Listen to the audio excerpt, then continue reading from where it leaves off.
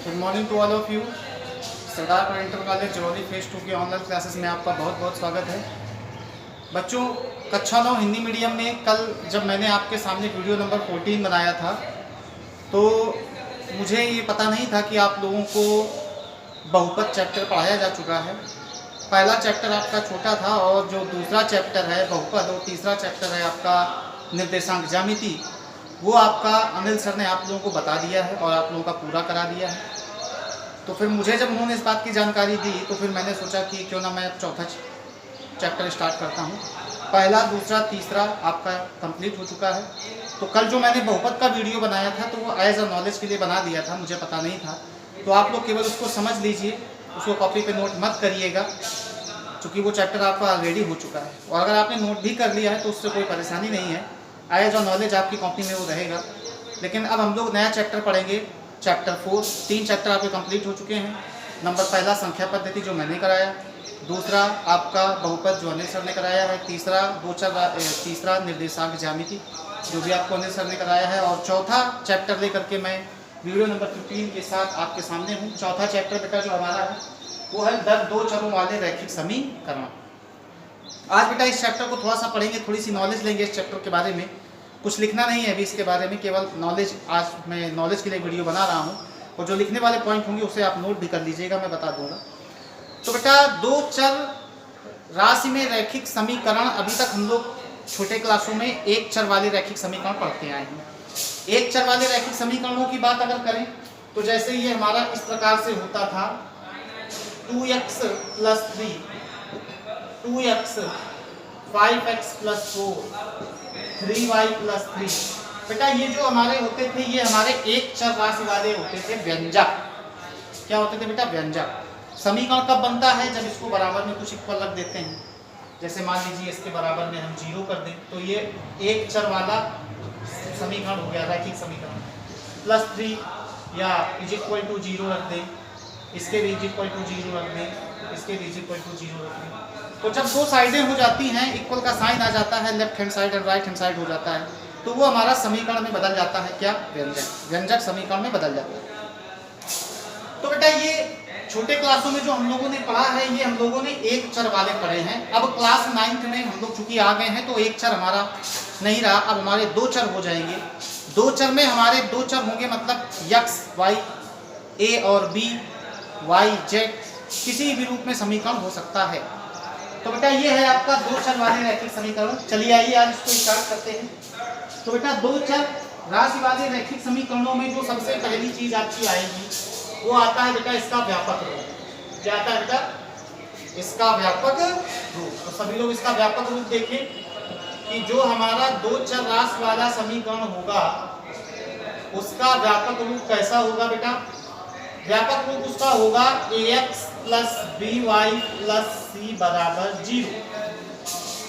ये हमारा दो चर राशि का रैखिक समीकरण है। रैखिक समीकरण इसलिए है क्योंकि मैंने कल आपको बताया था बहुपद के वीडियो में कि ऐसा समीकरण जिसमें चर की अधिकतम घात 1 होती है वो रैखिक समीकरण होता है।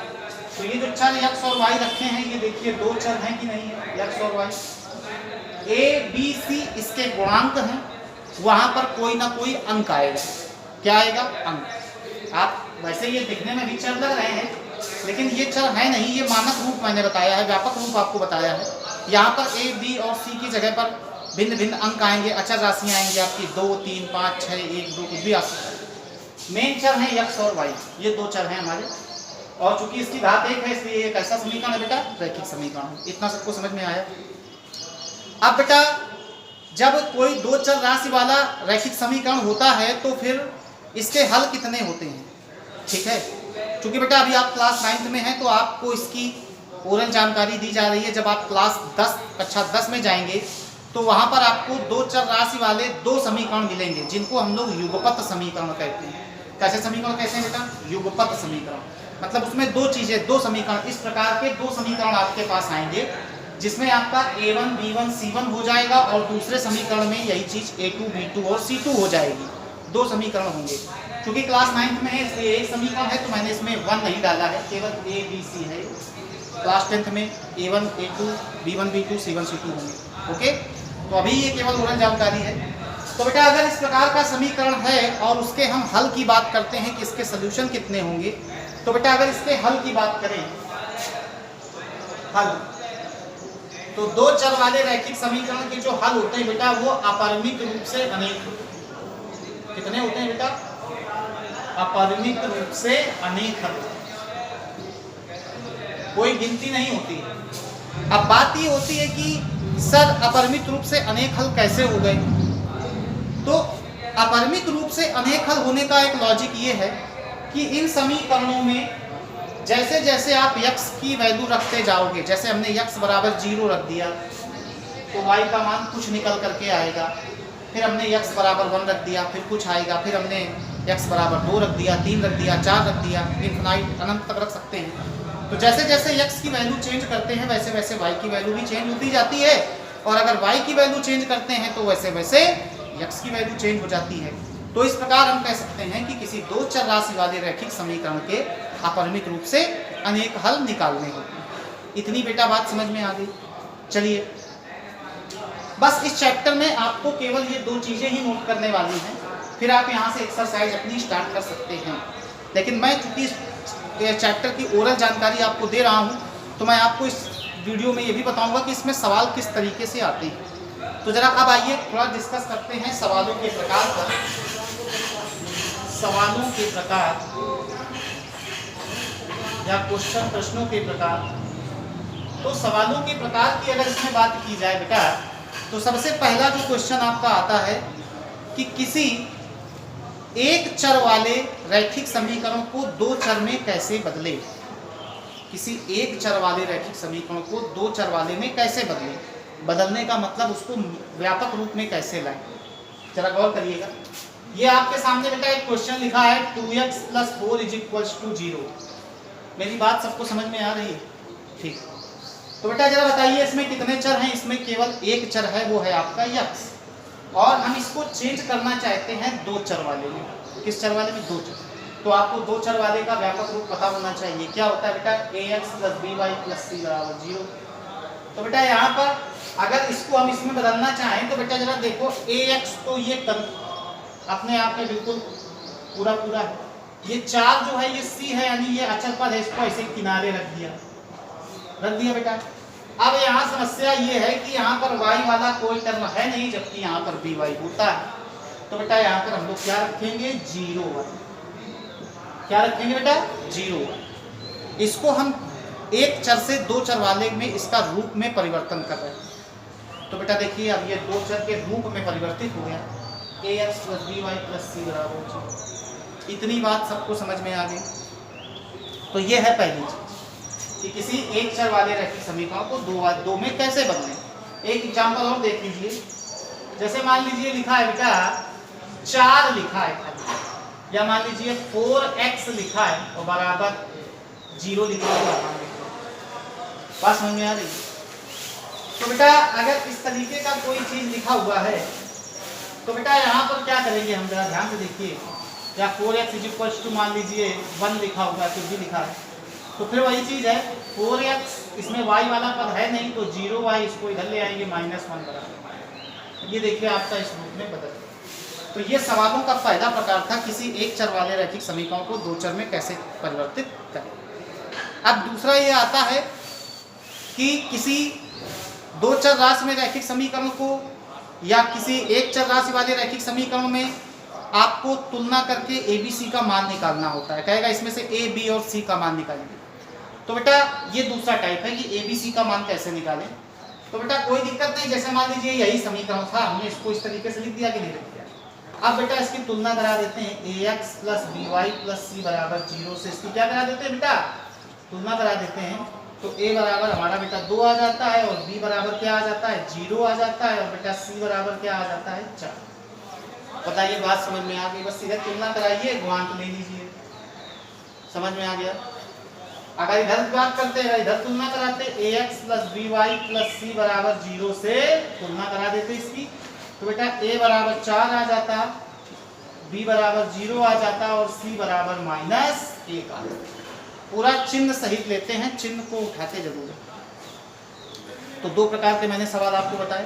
पहला प्रकार बताया किसी एक चर वाले को दो चर में कैसे परिवर्तित करें, और जब परिवर्तित कर लें तो आफ्टर चेंजमेंट, परिवर्तन करने के बाद कैसे ए, बी और सी का मान निकालें। तो बेटा ये चीज़ आपको समझ में आ गई। बहुत ही अच्छा वीडियो है, ये स्टार्टिंग वीडियो है, इसे ज़रूर देखिए तो आपको पता चलेगा कि इस चैप्टर में करना क्या है। ठीक है बच्चों, चलिए अब इसको मैं साफ करता हूँ। अब अगर मैं सवालों में तीसरे प्रकार में आऊँ तो तीसरे प्रकार में आने की बहुत ही मेन चीज़ है, ये बहुत ही इंपॉर्टेंट जो है आपको मैं बताने जा रहा हूँ, जो कक्षा 9 में भी काम आएगा और 10 में भी काम आएगा। किसी दो चर वाले रैखिक समीकरण के बेटा मैंने बताया सिंगल समीकरण दिया होगा तो उसके अपरिमित रूप से कितने हल होते हैं, अनेक। तो आपसे पूछ सकता है इसके 2 हल निकालिए, 3 हल निकालिए, 4 हल निकालिए। चूंकि अपरिमित होते हैं तो आपसे कुछ नंबर से पूछेगा, 2 निकालिए, 3 निकालिए, 4 निकालिए। तो बड़ा ही ईजी है बेटा। जैसे मान लीजिए मैं आपके सामने रखता हूँ, जैसे बेटा लिखा है 4x + y = 20 और इसमें आपसे कहता है कि दो चर राशि में रैखिक समीकरण है तो इसके आप 4 हल निकालिए। कितने हल निकालिए बेटा, 4। तो बहुत ही ईजी है, आपकी मर्जी है। आप x का मान रख के y का मान निकालते जाएं या y का मान रख के x का मान निकालते जाएं या x y दोनों रख के निकालते जाएं, आपकी मर्जी, आपका पॉइंट ऑफ व्यू। तो मैं यहाँ कर रहा हूँ x बराबर क्या रख रहा हूँ बेटा, 0 रख दिया मैंने। 0 रखने पर तो बेटा अगर x बराबर यहाँ 0 रखेंगे तो 4 × 0 + y = 20, तो ये पूरा पद 0 हो गया। तो बेटा y की वैल्यू क्या आ गई, 20। बताइए इतना बात समझ में आया। तो बेटा यहाँ से 2 सॉल्यूशन आ गए आपके, x बराबर 0, y बराबर 20। समझ में आया। अब x बराबर मैंने इसमें मेरी मर्जी में 1 रखूँ, 2 रखूँ, 4 रखूँ, 6 रखूँ, जो भी रखूँ। तो मैंने इसमें x बराबर बेटा 2 रख दिया। क्या रख दिया, 2। तो बेटा अगर मैंने इसमें 2 रखूंगा x का मान, तो ये 4 × 2 + y = 20। तो 4 × 8 + y = 20। तो बेटा y बराबर 20 - 8। तो बेटा y बराबर कितना आ गया, 12। देखिए 2 सॉल्यूशन यहाँ से मिल गए कि x बराबर हमने रखा 2, तो बेटा y बराबर कितना आ गया, 12। इतनी बात सबको समझ में आ गई कि नहीं आ गई, सबको समझ में आ गई। ये देखिए 2 सॉल्यूशन निकाले। अब इसमें एक बात का ध्यान रखिएगा, क्योंकि आगे हम लोगों को इसका ग्राफ भी बनाना पड़ेगा, तो डिफरेंस सेम रखिएगा। जैसे x बराबर हमने यहाँ क्या रखा, 0, तो बेटा x बराबर क्या रखा, 2। तो देखिए कितने का डिफरेंस है, 2 मानों के बीच में 2 का डिफरेंस। तो अब जब तीसरा आप रखिएगा तो 4 रखिएगा, फिर 6 रखिएगा, फिर 8 रखिएगा, फिर 10 रखिएगा, ऐसे ऐसे। तो यहाँ का भी अंतर समान आता है और ग्राफ जो है बिल्कुल सीधा बनता है, सही बनता है और सटीक बनता है।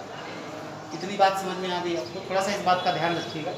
तो बेटा जैसे मैंने 2 ये निकाले हैं, ऐसे ही आप 2 और निकाल दीजिए। अगर 4 पूछें तो x बराबर 4 रख दीजिएगा, तो y का मान निकल आएगा। x बराबर 6 रख दीजिएगा, तो y का मान निकल आएगा। तो बेटा ये 3 प्रकार के मैंने आपको सवाल बताए, आपको समझ में आए होंगे। वीडियो भी आपको समझ में आया होगा दो चर राशि वाले रैखिक समीकरण का।